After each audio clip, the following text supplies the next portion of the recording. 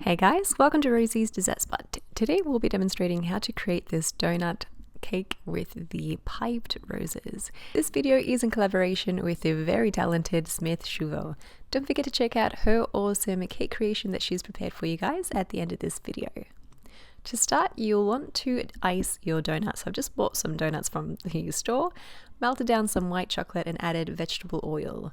Mix it through and then trim down your donut, just preparing it so it's flat on one side, and you also remove some of the weight from the donut so it doesn't fall off your cake. I've added in gel food color into my oil and chocolate mixture, and then I'm dunking the face of the donut flat onto the chocolate.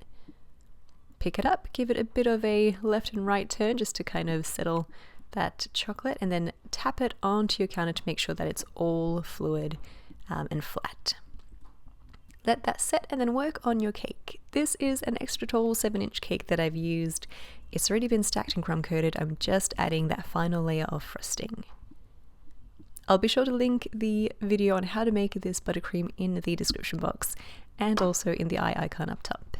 Give the surface of your frosting a rough smooth with your frosting scraper and then switch over to your frosting comb.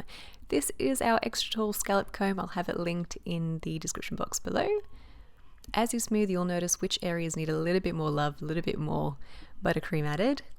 Go into those sections and then continue to smooth.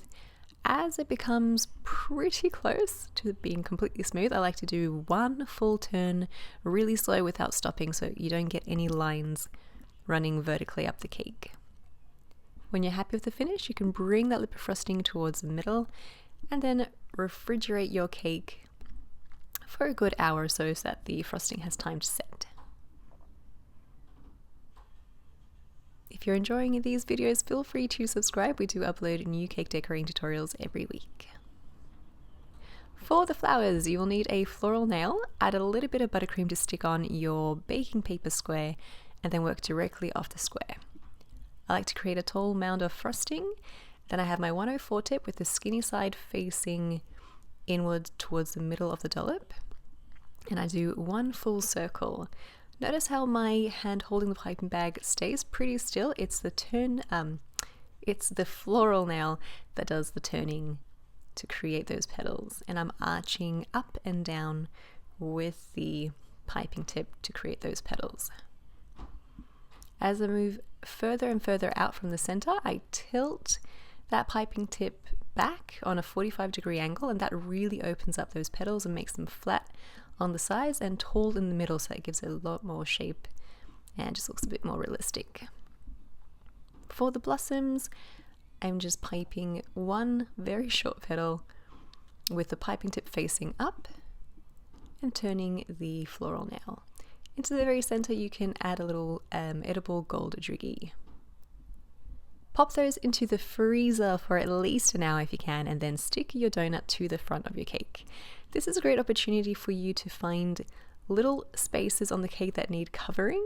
I recommend covering it with the donut so that your cake looks pretty immaculate. You're just hiding everything.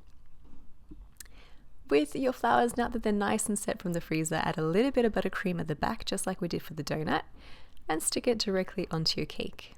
Because they're nice and chilled, we can handle them with our hands without breaking the flowers. I've then taken some light green colored buttercream, colored with gel food color, and a number 352 piping tip, just creating leaves all around. This is a great opportunity now to shape your flourish. So I want it to start nice and thick, and then as it moves out, it ends skinny, and I use the leaves to really help to reinforce that shape.